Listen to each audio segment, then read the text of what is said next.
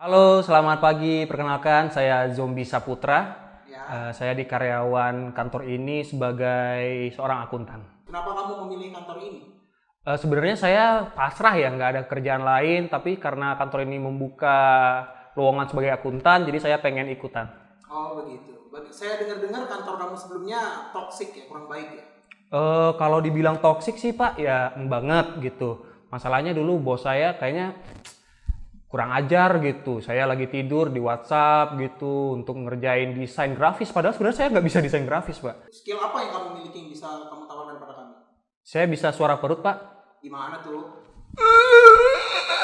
Gitu, Pak. Oh iya, begitu. Ya, terima kasih. Nanti akan segera dihubungi kembali ya. Oke, silakan keluar. Itu informasinya kapan ya, Pak? Kalau bisa saya beritahu.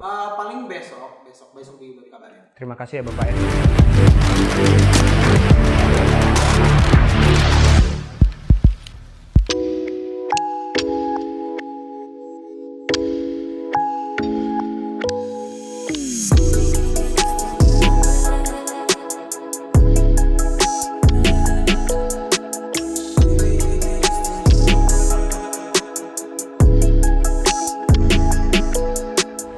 Jadi gue baru aja kelar vaksin pertama, alhamdulillah setelah 2 kali kena COVID, akhirnya bisa juga. Sekarang tapi lu akan nonton sebuah episode di mana Borneo akan banyak ngobrol sama Lia. Lia itu adalah orang HR-nya Comika. Dia bahkan megang divisi HR, GA, Legal. Jadi di bawahnya dia ada Revin, anak legal kami.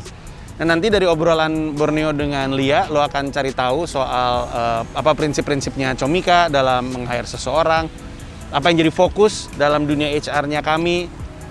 Dan nanti kalau misalkan lo ngobrol sama Lia, lo akan tahu bahwa gua tuh paling sering tuh ngobrol sama Lia bahwa memastikan nggak ada karyawannya Comika yang zombie lah. Jadi nggak ada yang pucet, nggak ada yang nggak happy, dan untuk memberikan kebahagiaan untuk mereka, bukan hanya fokusnya kepada pemberian fasilitas atau gaji dan serta-merta.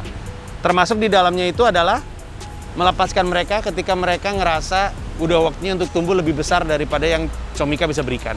Jadi silakan ditonton aja obrolan berikut ini dengan Lia.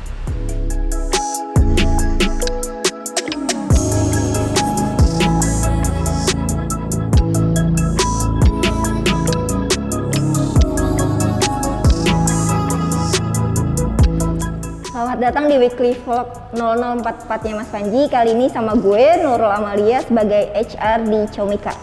HR GA Legal di Comika. Dari ulang nggak? Bener? Berarti lo menjabat 3 jabatan sekaligus? Betul sekali. Nggak ideal sih sebenarnya. Iya. Ya, cuma karena Comika lagi berkembang dengan pesatnya dibandingkan tahun kemarin, jadi untuk saat ini ngerangkap. Tapi sudah ada pembicaraan sama Mas Panji dan Mbak Martia kalau nantinya akan dipisah divisinya gitu, berbeda. Awal mula masuk Comika gimana kali? Oke, sebelum gue masuk Comika, gue tuh kerja di sebuah perusahaan kontraktor di Jakarta Timur, tapi gue nggak bakal sebut namanya.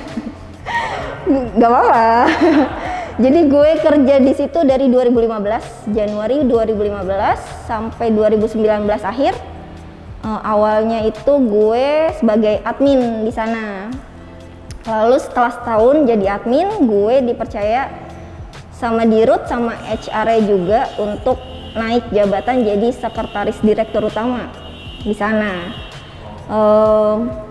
Kalau ditanya kenapanya pun dari gue nya nggak bisa jawab gitu, tapi dari merekanya alasan kenapa gue dipercaya untuk jadi sekretaris direktur utama yang dari admin gitu melencengnya ke sekretaris gitu kan, sekretaris direktur utama gitu kan. Jadi kata mereka gue bisa dipercaya menjaga perusahaan, menjaga nama baik perusahaan, rahasia perusahaan. Terus gue sangat dinilai sama Dirut dan HR-nya kalau kerjaan gue baik gitu. Jadi pekerjaan gue baik, bisa mereka andalkan ketika, jadi mereka tuh sering keluar kota untuk meeting gitu. Jadi gue bisa diandalkan untuk di kantor tuh ngerjainnya ya udah, kerjanya selesai, kerjanya rapi. Jadi benar-benar dipercaya. Jadi sebenarnya lo tipikal yang dikasih kerjaan apapun selesai. Iya, betul.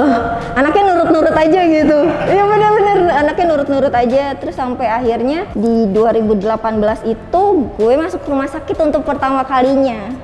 Karena overload sama kerjaan, lembur sampai gue jarang minum, gue nahan pipis. Jadi gue sakit saat itu masuk rumah sakit karena infeksi saluran kemih dan juga tipes. Infeksi saluran kemih itu sakitnya 10 kali sakit haid hari pertama. Itu parah banget, gue sampai yang mikir gue bakal mati kali ya. Bener, kayak anjir gue bakal mati nih gitu. Karena bener-bener sakit banget, gue cuma bisa nangis segala macemnya. Tapi habis itu kantor lu gimana responnya? Apakah jadi ngurangi pekerjaan lu atau? Iya, mengurangi pekerjaan gue, cuma akhirnya gue lebih, kayaknya gue ngerasa nggak produktif sih. Karena setelah gue keluar dari rumah sakit tuh gue jadi sering sakit. Saat itu ya, di tahun itu gue sering sakit. Terus abis itu gue sering izin, gak masuk. Jadinya kayak kerjaan gue ya udah lama-lama kayaknya memang udah nggak baik gitu kan. Tapi gue masih kerja sampai 2019, sampai akhirnya gue ngerasa gue nggak bisa lagi nih, gue udah cukup di sana. Terus ditambah faktor yang makin tahun kan setiap perusahaan berkembang ya, entah itu berkembang atau malah tidak gitu kan. Jadinya gue ngerasa di situ udah cukup buat gue di situ, dan lingkungannya udah toksik juga. Jadi gue memilih untuk keluar dari zona nyaman gue, walaupun gue sebenarnya cinta sama pekerjaan gue itu. Gitu. Tapi lingkungannya yang bikin lo kayak, aduh, gue cinta nih sama pekerjaan ini. Betul. Tapi gimana ya, gitu, gue gak suka sama orang-orangnya, mengaji kalian semua. Sebenarnya bukan ke orang-orangnya, iya, hanya beberapa, tapi nggak semua gitu. Dan gue sampai sekarang masih berteman baik banget sama mereka gitu. Orang-orangnya emang gak toxic ya, tapi juga cara mereka nge-treat lu sebagai Cara nge-treat sebagai pekerja, iya bener. culture kerjanya kan. Betul. Akhirnya lu resign.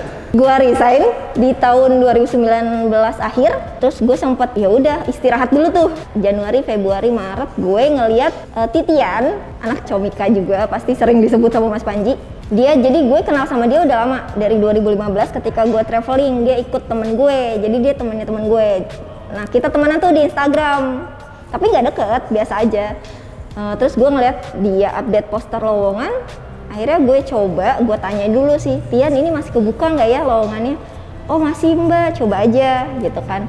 Akhirnya ya udah, gue ngelamar, dipanggil interview sama Mas Panji, sama Mas Upil. Bahkan saat itu gue nggak tahu, gue nggak mengikuti dunia stand up sama sekali. Gue bener-bener gak ngikutin.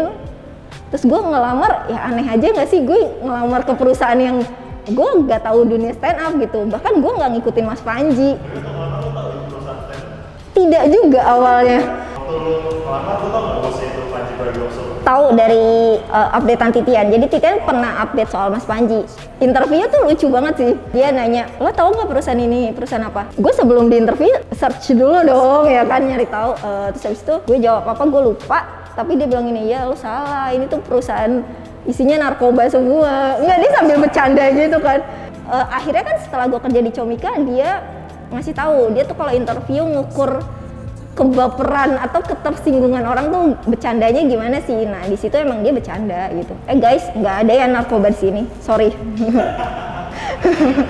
Ini perusahaan syariah kalau kata Mas Panji. Sampai akhirnya gue diterima bulan Maret sebenarnya. Maret akhir gue keterima. Tapi karena pandemi baru banget masuk kan bulan Maret tuh 2020 di Indonesia. Gue keundur sampai awal April, akhirnya gue masuk. Awal April gue masuk dan langsung WFH. Jadi sebenarnya lu gak sempet ngerasain kantor ya?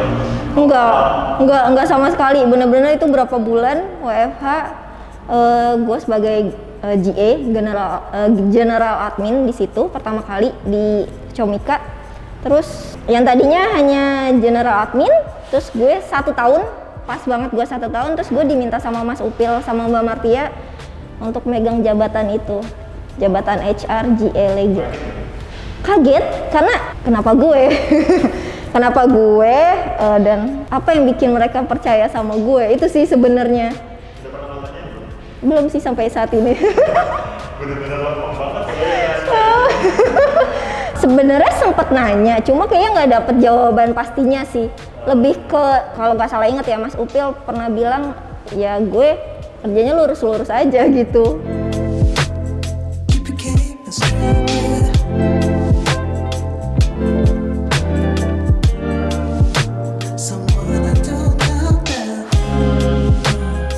2020 tuh berat banget buat semua orang sebenarnya kan, karena ada COVID segala macem. Ditambah gue berat juga sih. Gue putus tahun itu dari hubungan gue yang 6 tahun. Selama 6 tahun gue pacaran, terus di tahun 2020 ketika pas banget gue interview di Comika, nggak lama itu gue putus. Gue yang memutuskan untuk oke, gue udah selesai sama hubungan ini. Gue sayang tapi gue nggak bisa ngelanjutin. Ya serius, gue sayang, gue udah cukup perjuangin segala macam, tapi gue harus meninggalkan seseorang yang toksik. Tapi gue merasa Allah tuh sayang banget sama gue. Gue meninggalkan yang toksik, gue dapet kerjaan yang membuat gue happy banget sampai sekarang. Gue dapet lingkungan kerjaan yang temennya tuh asik-asik semua gitu loh. Lo walaupun stres kerjaan di sini, lo mau stres apapun di sini tuh masih bisa ketawa banget. Bukan karena Mas Panjinya ya, tapi temen-temen gue gitu di Comika itu asik-asik gitu. Ya kalau lo sering lihat ya Bor gitu, maksudnya kita kerja sambil ketawa-tawa tapi kerjaan kita beres gitu. Ya gue masuk ke Comika sih dulu ya. Ini orang ketawa-tawa dong kerja dan sih sebenarnya apalagi Revin ya kan. Mungkin salah satu cara untuk nggak stres ngerjain sesuatu hal yang kita kerjain di kantor, salah satunya bercanda sih. Dan untungnya kayak Mas Panji tahu itu ketika di kantor lama ya, di gedung lama. Mas Panji sering ke kantor ya waktu itu ya, sering ngeliat anak-anaknya tawa-tawa mulu sih gitu kan, tapi kerjaan kita beres gitu. Itu salah satu cara untuk nggak stres aja sih kayaknya. Berarti sebenarnya masuk ke Comika mengobati luka lo ya.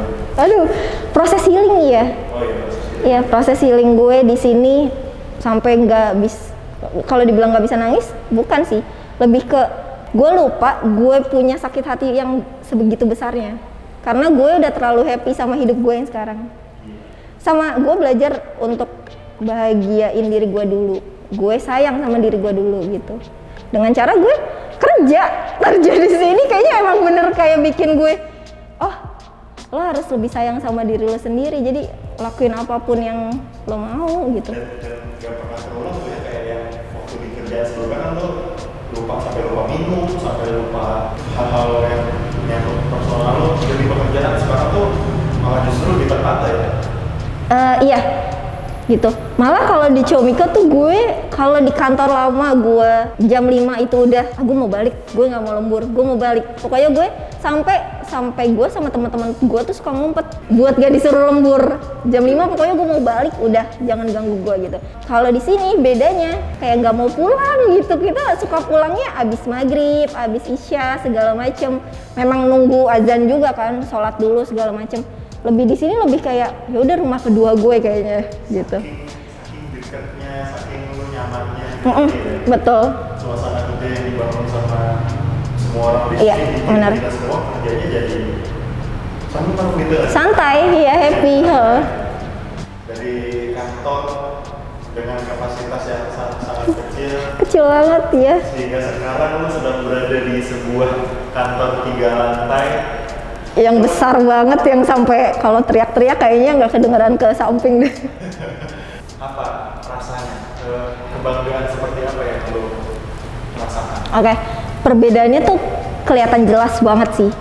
Di tahun 2020 ketika gue masuk, itu karyawannya bisa dihitung jari. Bisa dihitung jari banget. Terus menjelang 2020 akhir sampai akhirnya sekarang, berkembangnya pesat banget sampai hampir 50 karyawan.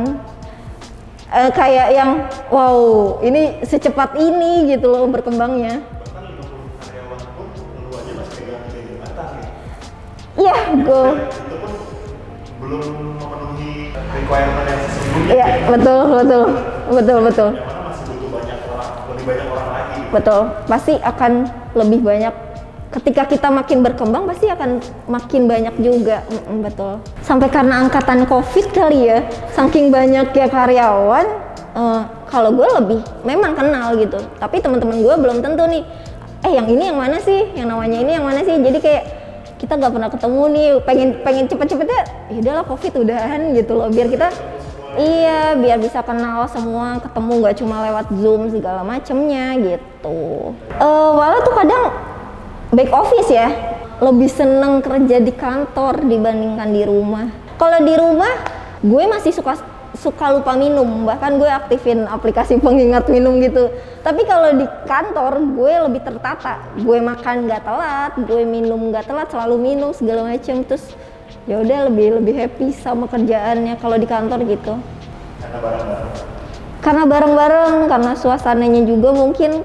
Gue betah di rumah, tapi yang kalau 2 bulan full gue di rumah aja kayaknya jenuh juga kan, ngeliatnya itu aja. Terus meeting di Zoom tuh kayaknya malah lebih capek meeting online gitu.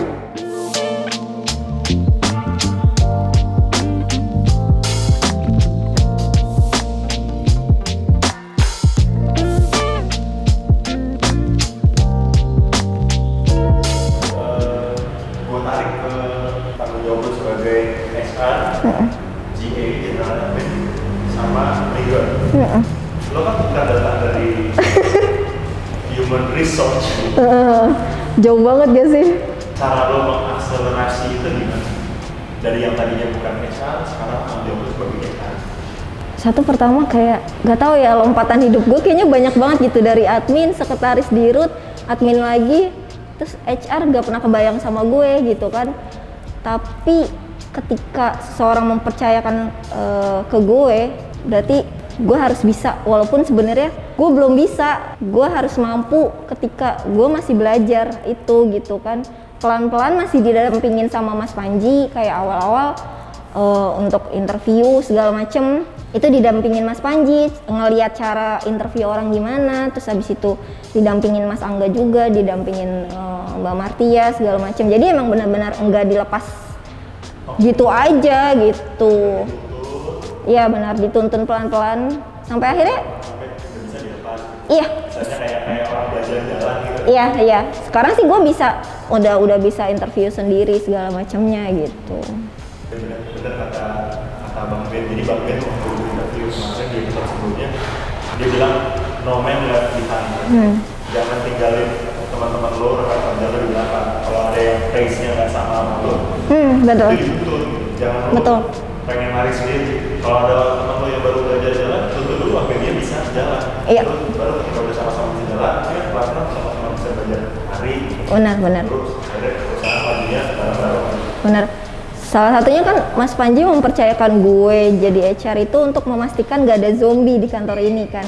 Jadi gue sering banget kalau ketemu teman-teman gue di kantor sih, maksudnya kadang pun lewat chat gue tanyain. Kalau yang ketemu langsung gue tanya, gimana kerjaan lo akhir-akhir ini, sebulan ini, lo happy nggak, lo masih happy nggak, atau lo punya keresahan apa, lo punya kesulitan apa, segala macemnya.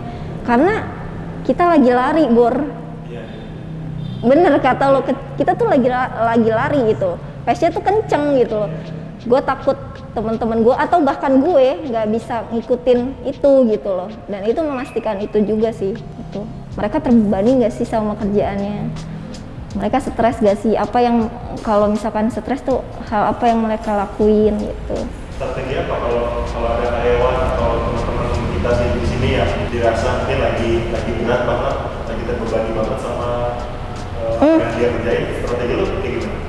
Gue selain ngajak ngobrol ya, gue nelaah dulu. Gue tuh anaknya diem-diem merhatiin orang. Benar, gue anaknya diem-diem merhatiin orang gitu kan. Kayak dia tuh sehari-hari kerjanya gimana sih? Itu kan, dia gimana. Kayak kan banyak juga ada beberapa yang nggak sungkan untuk curhat ke gue. Li, gue mau curhat dong. Dengan beban dia seperti itu, kan gue nggak bisa nyelesain sendiri ya gitu. Gue punya Mas Panji, gue punya Mbak Martia, gue sering diskusi juga sama Mas Angga malah. gue kadang ke mereka juga gitu. Ujungnya akhirnya Mas Panji juga akhirnya tahu gimana kita nyari strategi bareng-bareng nih, gimana caranya biar dia nggak kayak gini gitu. Masalah bersama dipecahkan bersama. Iya, gitu. Ya sebenarnya peran sebagai HR tuh kayak peran ibu di sebuah perusahaan gitu. Iya, yang ngedengerin anak-anaknya, ayo siapa yang mau curhat sama aku? Gitu sih.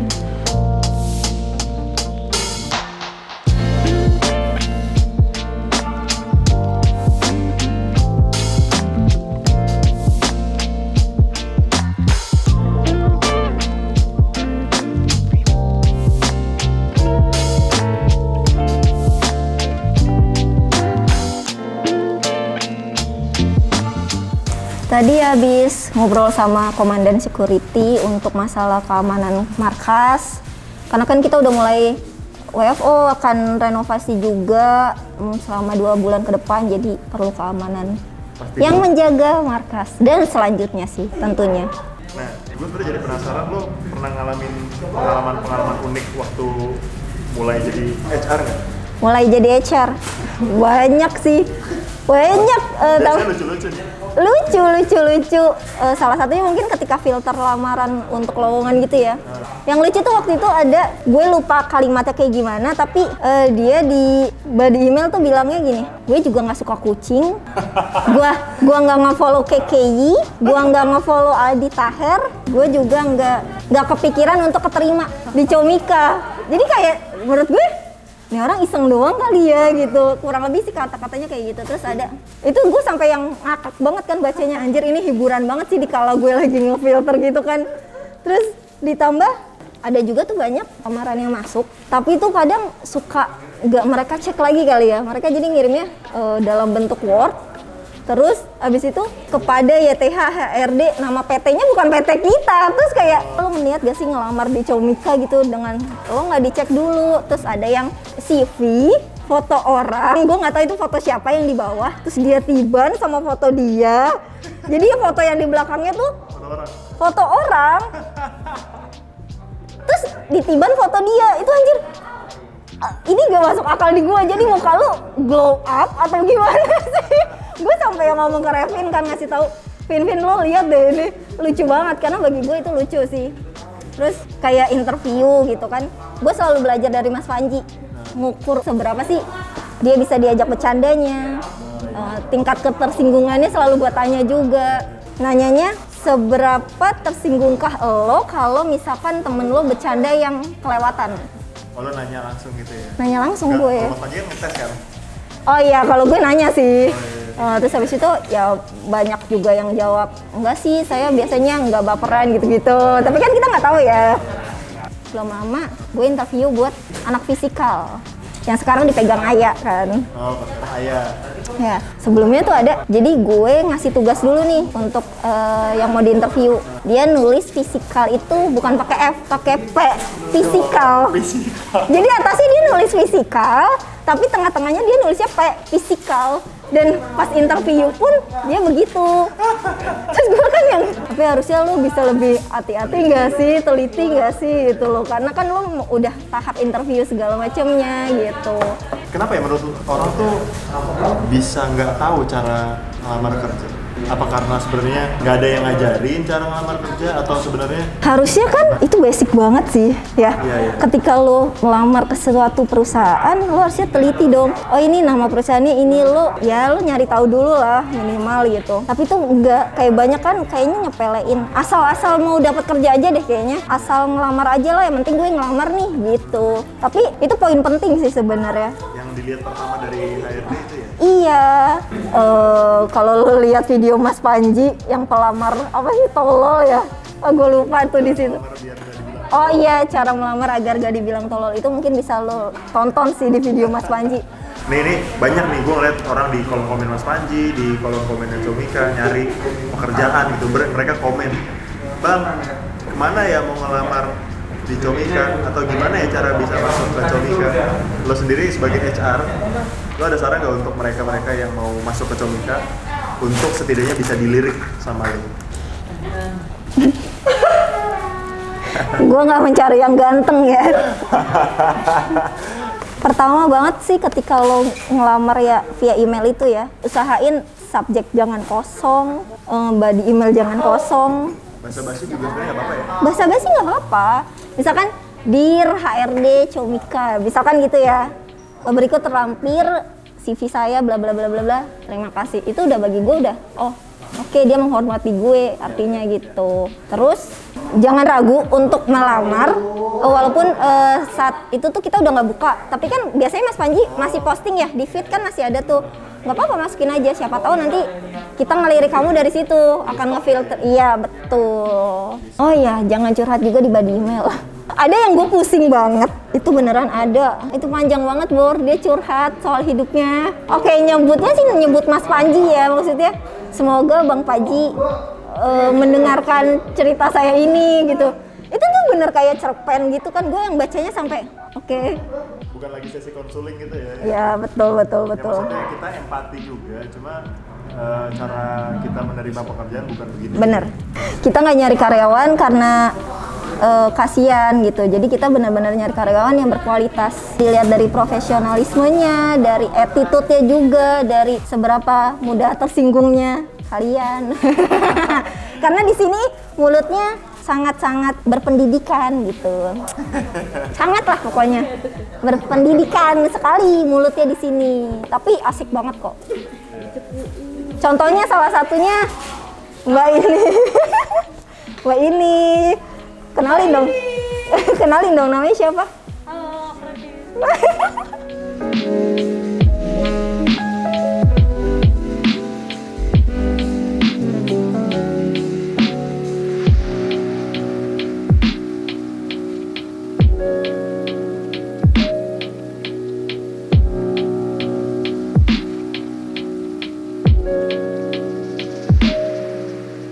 Berarti berapa tahun? Setahun ya sama Mas Panji? Setahun lebih. Setahun setengah lah. Udah setahun setengah, ya betul, udah setahun setengah.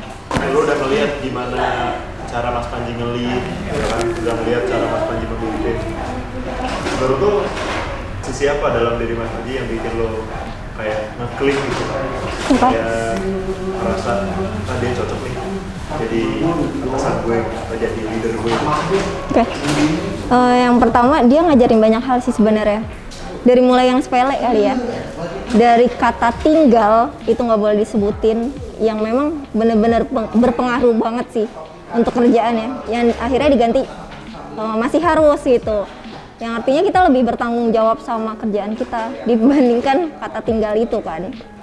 Ditambah gue suka dengan pemikiran-pemikiran Mas Panji yang kadang gue kok gila, kok bisa berpikiran seperti itu gitu, dengan cara berpikirnya, dengan visinya dia yang akhirnya bikin perusahaan ini tuh bertumbuh dengan baik menurut gue, berkembang pesat dibandingkan tahun kemarin.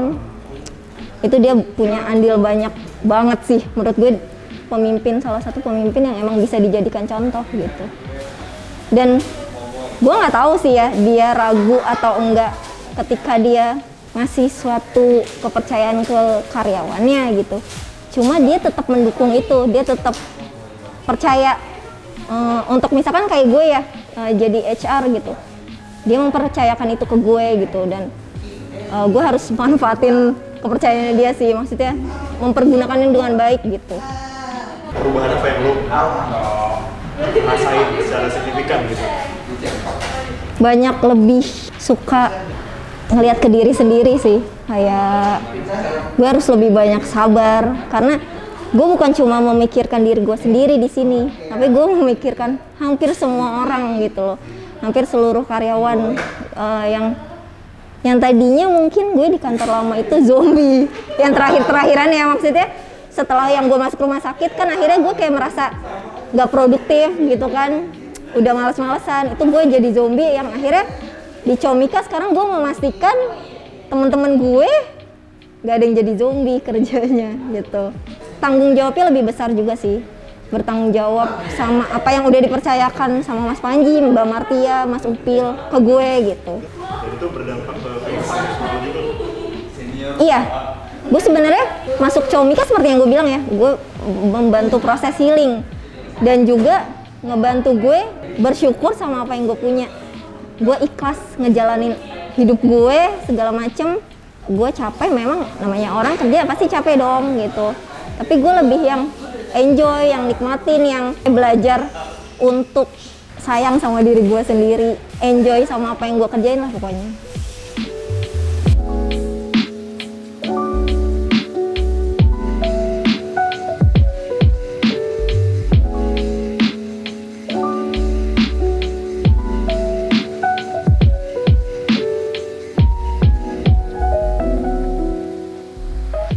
Oke, ini kan udah sore, gue nggak pengen membiarkan lo kelamaan di sini terus lo pulang. Walaupun lo suka di kantor. Iya. Ini masuk ke pertanyaan terakhir sih. Gue penasaran sama apa yang jadi prinsip hidup lo. Prinsip hidup gue sebenarnya ngejalanin apapun yang bikin gue happy, yang bikin gue makin sayang sama diri gue. Ngejalanin apapun tuh dengan ikhlas gitu loh. Dan selalu belajar untuk maafin orang lain agar hidup lo jalannya lebih enak, lebih tenang banget gitu. Kurang lebih sih kayak gitu. Ditambah kayak mungkin buat orang-orang di luar sana ya, karena terjadi ke gue gitu juga dan terjadi ke sekitaran gue, ngeluh itu wajar banget. Ketika lo capek kerja wajar dong gitu. Tapi kalau lo udah ngeluh terus-terusan, coba deh lihat dari diri lo gitu. Maksudnya kan lo yang ngejalanin ini, lo yang milih pekerjaan ini, jadi secapek apapun walaupun lo ngeluh jangan terlalu mengeluh gitu. Jatuhnya lo nggak ikhlas dengan apa yang lo jalanin. Itu mungkin yang bakalan, maksudnya itu yang banyak orang rasakan kali ya. Gue capek, gue ngeluh nih, gue capek banget. Selalu seperti itu. Tapi coba deh lo lihat dari diri lo udah ngejalanin dari tahun ke tahun. Artinya ya lo happy nggak sama apa yang lo jalanin? Lebih ke lo ikhlas gak sih sama apa yang lo jalanin? Jadi kurangin ngeluh, perbanyak ikhlas. Gitu sih.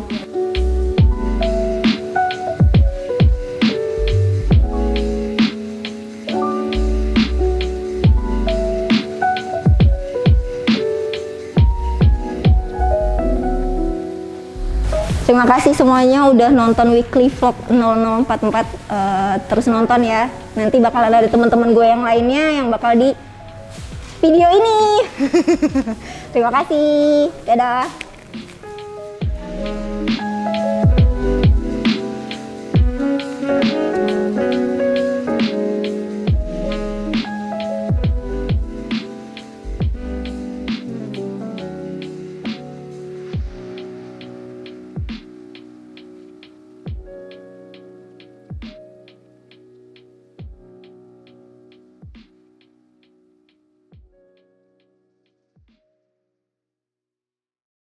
Terima kasih udah nonton video ini dan juga terima kasih udah subscribe kanal YouTube gua. Gua mau ngasih tahu bahwa gua membuka YouTube membership dan ada 3 jenis penawaran.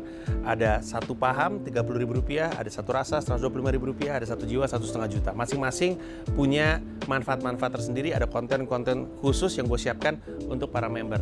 Kalau tertarik silahkan mampir ke home, klik join.